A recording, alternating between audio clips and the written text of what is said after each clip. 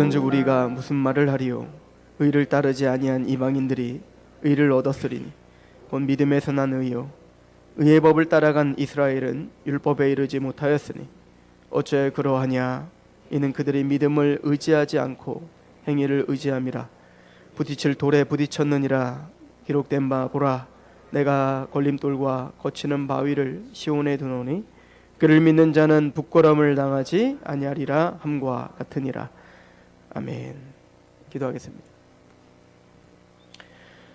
하나님, 이 시간 말씀 앞에 우리에게 겸허한 마음을 허락하여 주옵소서.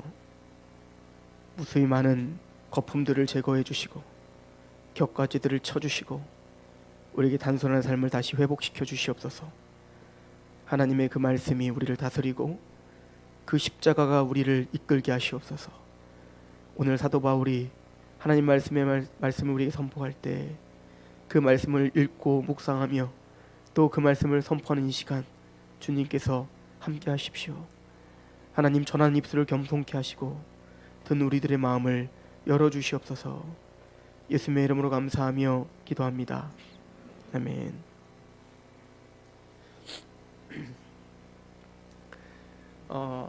영화가 하나 개봉이 됐어요. 바울이라고 하는 영화입니다.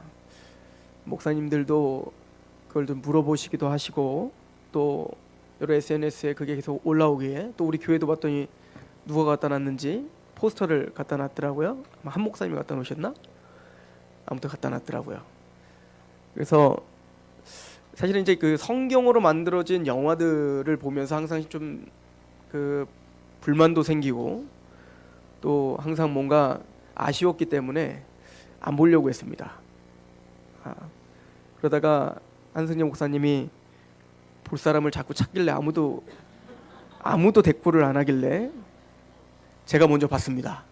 봤는데 너무 잘 만들었더라고요. 우선은 절제되었고 그리고 자극적으로 만들지 않았고 신앙이 뭔지를 돌아보게 만들었습니다. 그리고 제가 보기에는 역사적인 고증과 또 성경 지식이 좀 있는 사람이 만들었다 생각이 좀 들었습니다. 그래서 어제 우리 청년들이랑 같이 다 봤는데 우리 청년들도 큰 은혜를 받았고 우리 성도들도 다 같이 한번 봐야겠다 이 마음을 좀 가졌습니다.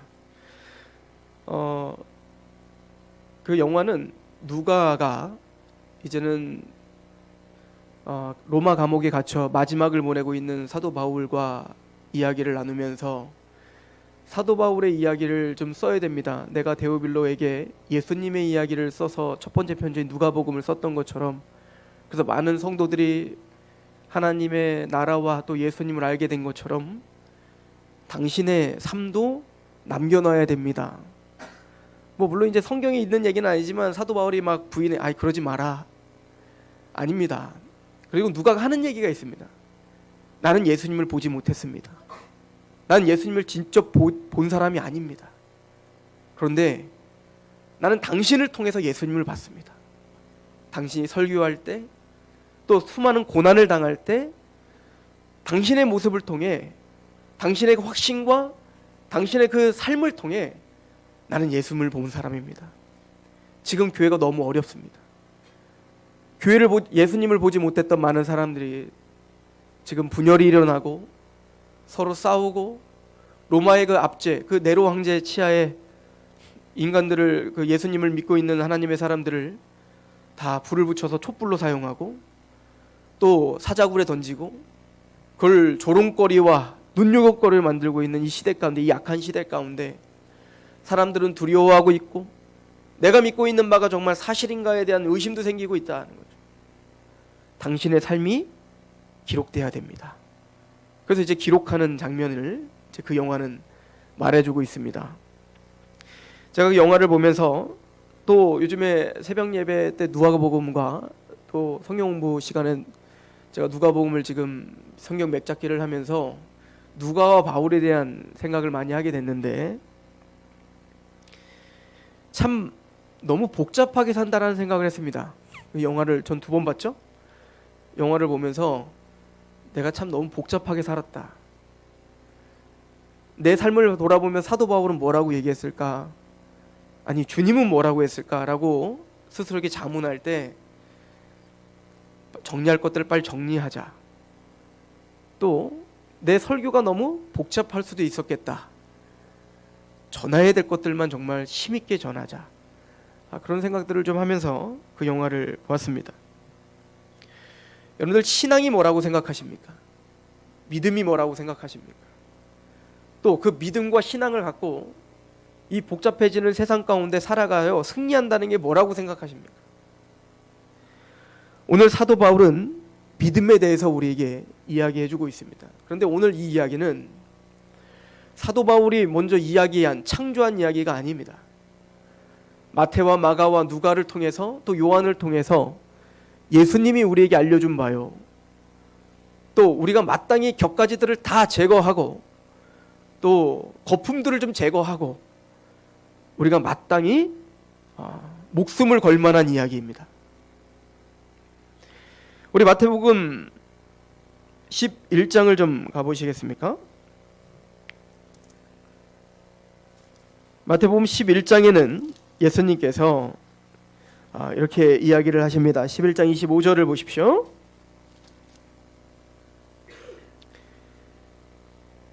그때 예수께서 대답하여 이르시되 천지 주제이신 아버지여 이것을 지혜롭고 슬기 있는 자들에게는 숨기시고 어린아이들에게는 나타내심을 감사합니다.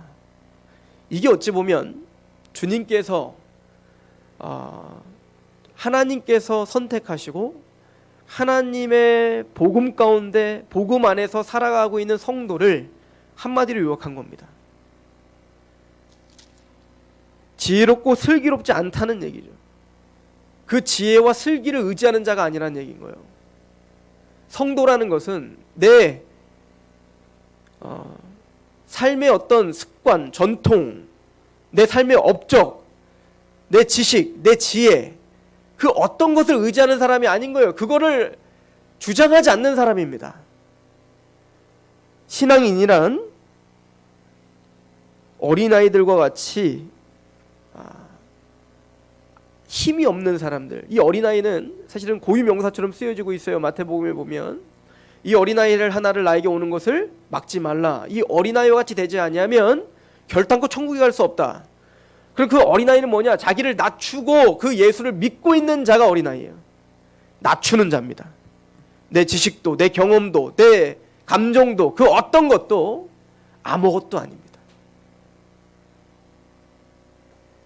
그런 예수님께서 이스라엘에 남은 자가 있다. 지금 육적 이스라엘 백성들이 보아도 보지 못하고 들어도 듣지도 못한다. 지금까지도 강팍하여 예수를 믿지 못하고 그 복음 앞에 순복하지 못하고 있는 지금 이스라엘. 이게 언제부터 시작되면 예수님이 있었던 그 시대에도 그 이스라엘 백성들은 강팍하였습니다.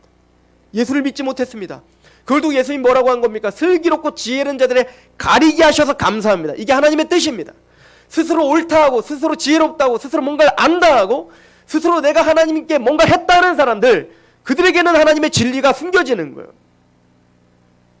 그런 이 이야기를 마태복음 13장은 이렇게 또 자세하게 이야기를 합니다. 13장 11절입니다.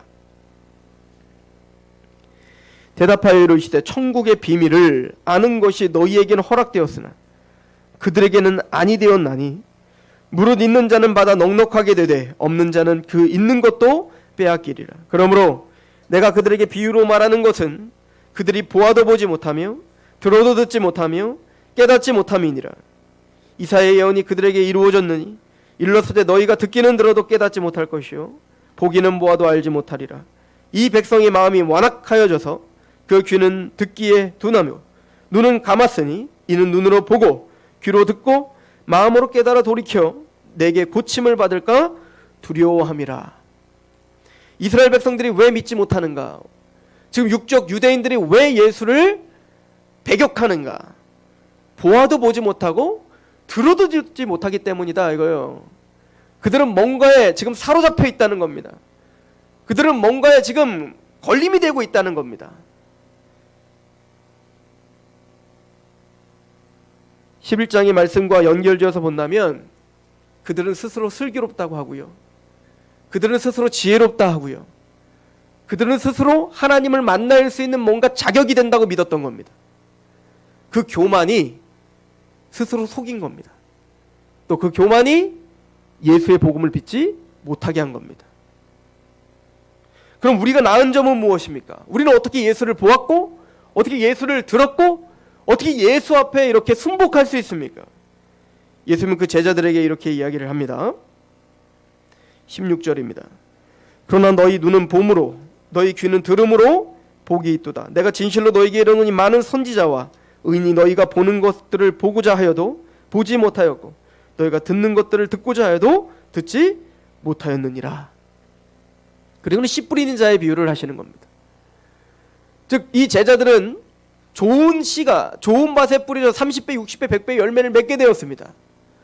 그러면 그 좋은 밭이 그런 열매를 맺게 된 이유가 뭡니까? 밭이 스스로를 기경할 수 있습니까? 밭이 스스로를 준비시킬 수 있습니까? 아니요. 그 씨를 뿌린 농부가 그 밭을 기경하는 거 아닙니까? 하나님이 그들의 마음을 낮추었고 하나님이 그들의 생각들을 낮추신 겁니다. 그들의 마음을 좋은 밭으로 만들어 주신 거예요. 하나님의 전적인 은총과 그 은혜가 우리를 기경하여 마침내 그 복음을 받아들이게 하고 그 예수를 보지 못한 그 예수를 사도들이 전한 말씀을 통하여 믿게 했다고요. 그리고 누구도 감히 흔들 수 없는 그 믿음과 확신이 우리를 사로잡아 사도 바울이 말한 것처럼 나는 나의 삶을 하나님께 전제로 내어드렸습니다. 나는 선한 길을 싸웠고 나는 그 훌륭히 그 일을 감내했습니다. 그 고백을 할 수 있었던 거겠죠. 그리고 예수님은 이 하나님의 전적인 은총과 하나님의 슬기로운 자와 지혜로운 자가 아니라 낮아지고 겸손한 자가 구원을 받을 수 있다는 것을 말씀하시고 14장에 오병이어 기적을 베푸십니다. 요한복음은 이 오병이어 기적을 베푸신 후에 예수님께서 이 오병이어 기적이 어떤 의미인지를 요한복음 6장에 설명을 하십니다. 떡과 물고기로 그 배가 채워졌습니다. 그때 이 유대인들은 그 예수님의 행적을 보면서 누가 생각이 났냐면 모세가 생각났습니다. 40년 동안 광야를 살며 그 모세는 만나와 메추라기를 통해 또 반석에서 물이 나게 함으로 우리 민족을 먹여줬는데 모세가 나와 같은 한 선지자가 올 것이다 라고 예언한 것처럼 바로 이 예수가 그 선지자인가 보다. 그래서 요한복음에 보면 그 선지자다 라고 이제 예수님을 붙잡죠. 근데 예수님은 그 많은 무리들에게 이야기를 하시기를 내가 너희에게 줄 떡은 모세는 너희에게 광야에서 만나를 줬지만 내가 너희에게 줄 떡은 나다. 내가 바로 생명의 양식이다. 나를 먹지 않으면 내 피를 마시지 않으면 영원한 생명을 얻을 수 없다. 이 말씀이 너무 어려워. 우리가 어떻게 들을 수 있겠는가? 다 떠납니다. 이해하지를 못해요. 그냥 예수님을 따라다니면 그냥 나에게 육적인 양식이 주어지면 그만인 거예요. 예수님을 따라다니면 그냥 병든 자 고쳐지면 그만인 거예요. 그냥 그거나 하시지. 그런 어려운 얘기 들으러 온 게 아닙니다. 내 문제 해결되면 되는 거 아닙니까? 예수님 쫓아다니면 그냥 나 배부르면 되고 예수님 쫓아다니면 내 문제 해결되면 되는 거 아닙니까? 음란한 세대가 표적을 구하는구나. 내가 너에게 보여줄 표적은 요나의 표적밖에 없어. 즉 요나가 뱃속에 3일 동안 있다가 3일 만에 나와 니느웨에 선포한 것처럼 즉 예수님이 십자가에 죽으셨다가 3일 만에 부활한 이거 외에는 표적이 없다 이거요. 그 십자가와 그 부활 외에는 우리에게 생명이 없음을 즉 예수님을 따른다는 것은 예수님의 그 화려함을 보고 따르는 게 아니요. 그 예수님께서 너희가 나를 따르거든 자기를 부인하고 자기 십자가를 지고 나를 따르라 말씀하셨는데 그 무리들은 끊임없이 그 예수님이 주시는 무엇을 위해서 따라다니는 거예요. 그들이 스스로 슬기롭다고 하는 자들이며 그들이 스스로 뭘 얻었다고 하는 자들이며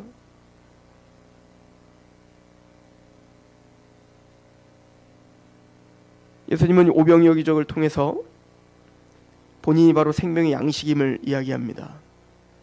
그리고 마태복음 15장에 보시면 장로의 전통에 대한 이야기를 하고 있습니다.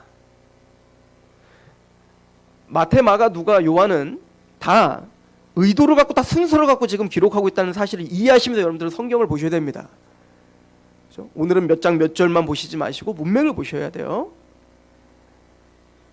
마태복음 15장은 장로의 전통을 통해서 사실은 먹는 얘기를 계속하고 있습니다. 마태복음 14장의 오병이어 기적부터 시작해서 지금 먹는 얘기를 계속한다고요. 근데 지금 먹는데 예수님의 예수님의 주시는 그 오병이어 그것이 아니라 진짜 예수님이 알려주고자 하는 건 뭐였어요?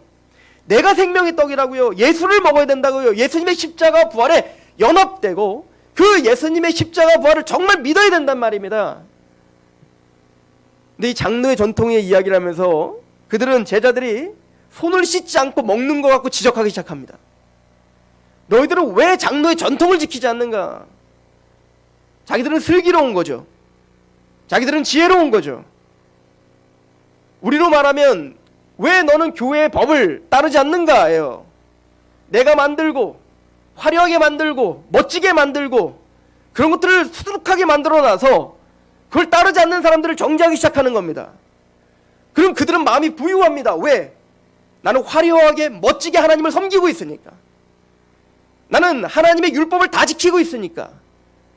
나는 그 율법을 더 잘 지키기 위해서 장로의 전통을 만들어서 안식일을 거룩하게 지키라 하나님이 한마디 했으면 나는 그 안식일을 거룩하게 지키기 위해서 밀을 까먹는 거는 안식일을 거룩하게 지키는 게 아니요, 밀이 떨어진 거 먹는 건 안식일을 지키는 것이요, 그렇게 세세하게 장로의 전통을 만들어 나는 더 하나님을 잘 섬기는 자입니다. 이것이 그들의 자랑이었고 이것이 그들의 신앙이었습니다.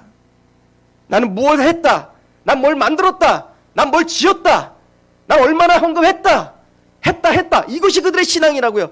너는 믿음이 좋습니까? 예, 난 믿음이 좋습니다. 난 지금까지 한 번도 주님을 떠나지 않았고 하나님의 율법을 다 지켜 행했나이다.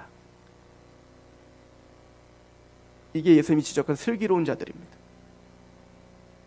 예수님이 그들에게 말합니다. 밖에서 들어오는 음식이 너희를 더럽히는 게 아니라 너희 안이 더럽히는 거다. 사람 안에서 나오는 게 더 더러운 거라고. 너희들이 죄인인 거란 말이다. 하나님의 말씀 앞에 너희들이 아무리 희양찬란하게 의복을 새 것으로 입었고 너희들이 아무리 경건한 척하고 무엇을 행했다 할지라도 장로의 전통 그게 무엇이든 말입니다. 그게 얼마나 거룩하게 보이는 것일지다 그게 상관없습니다. 한 톨도 너희를 거룩하게 할 수 없다. 너희 안은 더럽다는 거예요. 그리고 예수님은 그 장로의 전통의 이야기와 마태복음 14장 15장의 장로의 전통을 얘기하고 그 15장에 한 사람을 대조하며 한 명을 보여줍니다. 가나안 여인입니다. 그 가나안 여인은 이방 여인이에요. 하나님의 은혜를 받을 자격이 없는 여인입니다.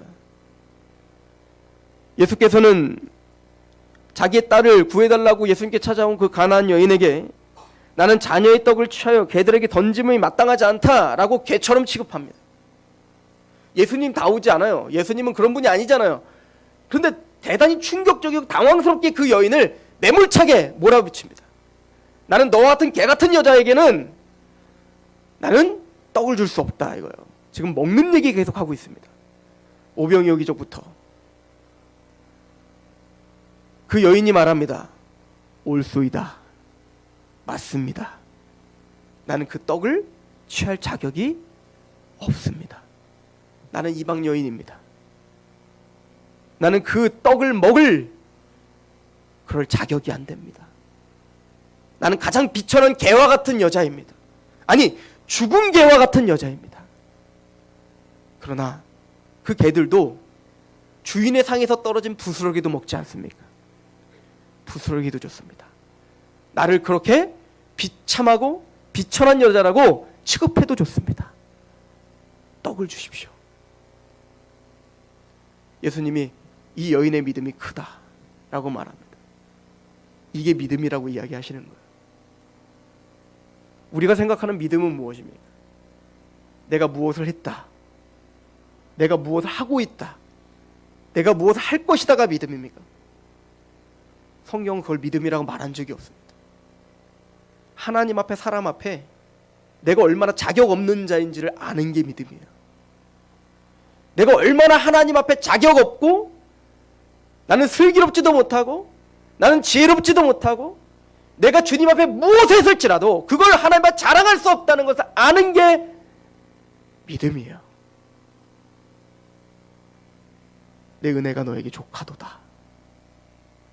어제 바울이 그 얘기를 계속 하더라고요. 그 은혜가 나에게 충분합니다. 그 은혜가 나에게 충분합니다. 오늘 사도 바울은 이스라엘과 이방인들을 비교하며 우리에게 이야기를 해주고 있었죠. 오늘 본문으로 한번 가보시죠. 로마서 9장 30절을 보십시오. 그런즉 우리가 무슨 말을 하리요? 의를 따르지 아니한 이방인들이 의를 얻었으니 곧 믿음에서 난 의요. 의의 법을 따라간 이스라엘은 율법에 이르지 못하였으니 어찌 그러하냐. 무슨 얘기죠? 육족 이스라엘 백성들은 의의 법을 따랐어요. 자기 스스로 말입니다. 나는 율법을 지켰다. 장로의 전통을 지켰다. 나는 제사를 드렸다. 나는 무엇했다. 나는 아브라함의 자손이다. 끊임없이 무엇인가를 하나님께 자랑하고 세상들을 자랑하고 그 무엇으로 사람들을 비판하고 심판하고 모세의 자리에 서서 끊임없이 뭔가 나는 합당하다. 나는 자랑하기 합당하다. 나는 의롭다울로 합당하다. 그것을 이야기하며 살았다고요. 그것이 인생의 전부였습니다. 어찌 된 일이죠? 율법을 많이 알고 율법을 많이 지키고 그게 무엇을 하나님께 최선을 다하여 살았던 그들이 율법에 이르지 못했습니다. 근데 반대로 율법을 알지 못합니다. 여전히 무지한 죄인입니다. 그 가나안 여인처럼 나는 율법을 지킬 수 있는 힘도 없습니다 라고 고백하고 있는 이방인들은 의를 얻었습니다. 무엇이 믿음입니까? 신앙이 무엇입니까? 그러면 신앙의 성숙은 무엇입니까? 뭘 많이 하는 겁니까? 뭘 많이 보는 겁니까? 사람들의 잘못이 많이 보이는 겁니까? 겸손입니다. 이거밖에 답이 안 나와요. 오늘 말씀에 보시면 이방인들이 의를 얻었으니 라고 할 때 이 얻었으니라고 하는 단어는 카타람바노라는 단어예요. 이 람바노라는 단어는 요한복음 1장 12절에 영접하는 자, 곧 그 이름을 믿는 자에게 하나님의 자녀가 되는 권세가 주어졌다라고 할 때 그 영접이라는 단어입니다. 이 람바노라는 단어는 사실은 직역하면 취하다, 붙잡다, 간절히 뭔가를 전심을 다해서 꽉 붙잡는 걸 람바노라고 하는 거예요. 이걸 사실은 더 옳게 번역을 하면 이해하다 이런 뜻도 됩니다. 이것은 내가 뭔가 의를 따라서 내가 이루어가는 게 아니에요. 지금 람바노 한다는 것은 꼭 야곱이 말입니다. 야곱이 하나님이 장자 축복을 줬지만 그 장자권도 내가 얻을 수 있다고 착각하여 형도 속이고 아버지도 속이고 그래서 하나님께 죄를 범하여 도망자가 되지 않습니까? 그리고 그 축복을 내가 얻어내기 위하여 삼촌까지 속여서 마침내는 도망자가 되는 거예요. 형을 속여서 나중에 두려움 가운데 살고 삼촌을 속여서 또 도망자가 되고 그게 인생이었어요. 그러니까 야곱이라고 하는 말, 형의 발 뒤꿈치를 잡는다라고 하는 건 뭐냐면 내 힘으로 사는 자였습니다. 내가 뭔가 하나님의 축복도 하나님의 복도 내가 만들고 내가 성취할 수 있다고 말했던 자였습니다. 그런데 야복강가에서 자기가 일어났던 모든 가족들 또 재산들 하인들 그 모든 사람들을 다 때려 보내갖고 다 그 죽음 앞에 섰더니 아무 소용이 없는 거예요. 내가 만드는 모든 업적 내가 만드는 어떤 열심 그 모든 것들 말입니다. 다 형들에게 보냈지만 그래도 이 죽음의 공포를 이길 수가 없어요. 그때 하나님과 씨름을 하지 않습니까? 우리가 잘 아는 대로 하나님께서 끝까지 안 넘어가니까 야, 너 힘세다. 너 이름이 뭐냐? 야곱입니다. 그래, 너 이긴 자. 너 나 이겼어. 이랬습니까? 아니요. 안 넘어가려니까 환도뼈를 부러뜨리고 그냥 가려고 하지 않습니까? 그 당시 환도뼈란 아브라함이 엘리에셀과 서로 언약을 체결합니다. 리브가를 데려다가 이삭의 아내를 데려와라. 언약을 체결할 때 환도뼈에 놓고 언약을 체결하죠. 이 언약의 상징적 의미가 있는 거예요. 남자의 어떤 그 힘의 원천이 환도뼈라고 생각했습니다. 그러니까 그 환도뼈에 손을 얹고 온 힘과 마음을 다해서 언약을 체결하는 거예요. 근데 야곱은 환도뼈를 부러뜨린 겁니다. 뭘 생각할까요? 하나님의 언약이 박살나는 거예요. 그때서 야곱은 뭐예요? 하나님을 붙잡는 겁니다. 하나님이 나를 축복하지 않으면 절대 당신을 놓지 않겠습니다. 즉 그게 람바노입니다. 무슨 얘기죠? 내가 지금까지 이뤄놨던 것, 내 어떤 지혜, 내 명성, 그 모든 가족, 모든 재산, 이 모든 것이 정말 하나님 앞에 설 때, 죽음 앞에 설 때 아무런 해결책이 되지 않는 겁니다. 오직 하나님이 아니시면, 하나님의 축복이 아니시면 나는 죽습니다요. 이게 람바노라고요. 이방인들은 의를 람바노한 겁니다. 자신의 자격되지 않음을 알았기 때문입니다. 그러나 유대인들은 자신들의 전통과 자신들의 종교적인 무엇 때문에 겉으로는 여호와를 숭배한다고 말하지만 예수를 믿지 못했던 겁니다.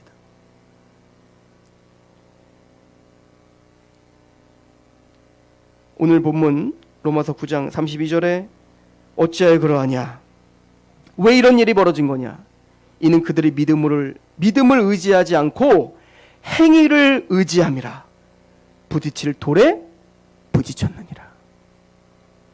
예수는 걸러내시기 위하여 예수님을 우리에게 돌로 보내주신 겁니다. 둘 중에 하나입니다. 그 돌이 그 위에 떨어져 심판을 받는 돌이든가 거치는 돌이든가 내 마음에 들지 않는 돌이에요.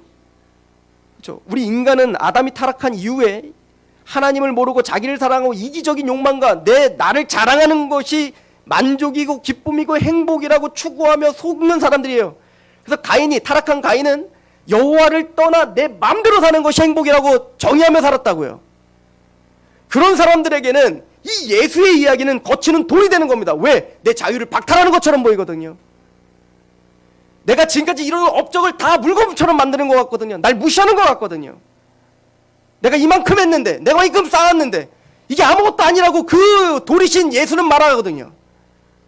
거치는 돌이 되는 겁니다. 그러나 택함받은 하나님의 백성들, 어린아이처럼 맞습니다. 내가 무엇을 했던 간에 그 모든 건 아무것도 아닙니다. 예수만이 우리의 반석이시며 예수만이 우리의 구원이시며 예수만이 우리의 생명이다라고 고백하는 우리에게는 구원의 반석이신 거예요. 베드로전서 2장을 봅시다.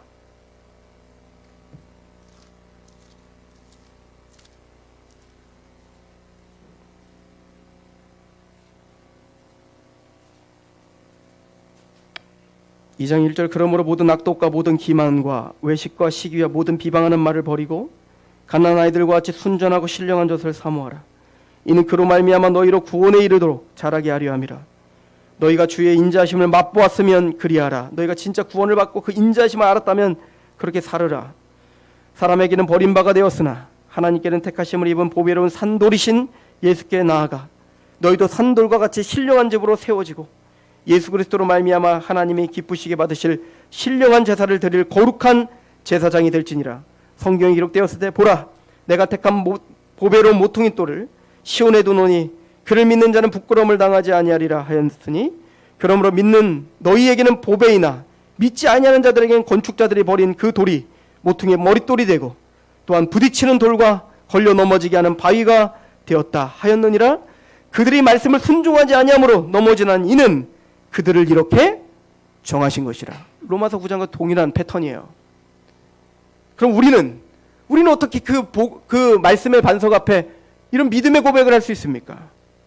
9절 그러나 너희는 택하신 족속이요 왕같은 제사장들이요 거룩한 나라요 그의 소유가 된 백성이니 이는 너희를 어두운 데서 불러내어 그의 기이한 빛에 들어가게 하신 이의 아름다운 덕을 선포하게 하려 하심이라.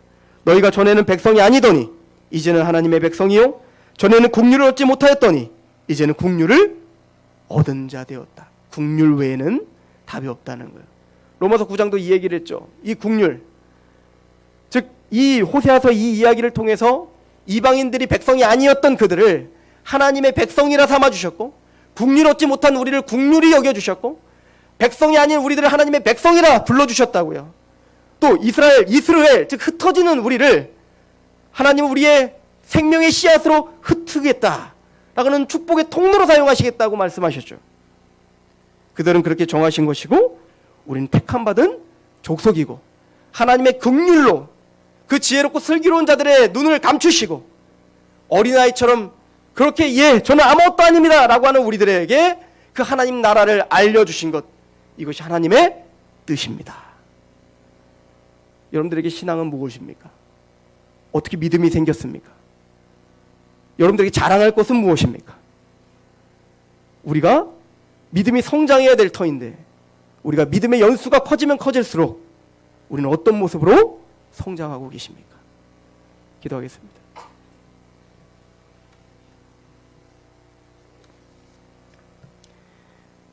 하나님,